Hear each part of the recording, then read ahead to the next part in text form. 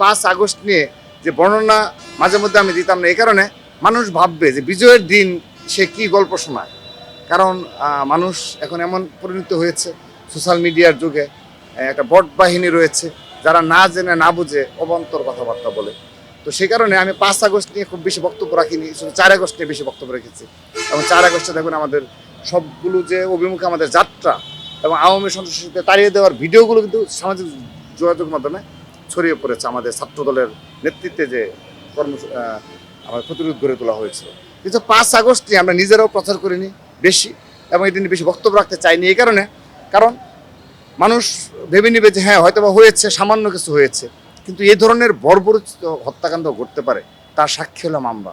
আমরা দেখেছি এই ধরনের কী ধরনের বর্বরচিত হত্যাকাণ্ড সংঘটিত হয়েছে। আমরা তো সশস্ত্র অবস্থায় ছিলাম না, সে কারণে সশস্ত্র অবস্থায় তাদের প্রতিরোধ করতে পারেনি।